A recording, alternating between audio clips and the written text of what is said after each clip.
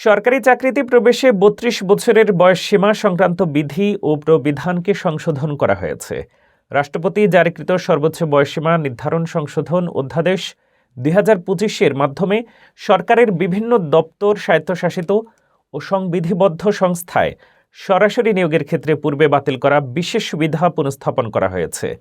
অধ্যাদেশে বলা হয়েছে, মুক্তিযোদ্ধাদের সন্তান, চিকিৎসক, প্রতিবন্ধী প্রার্থী এবং কম্পিউটার সংশ্লিষ্ট জনবল এখনও নির্দিষ্ট ক্ষেত্রে বয়সসীমার বিশেষ সুবিধা পাবেন।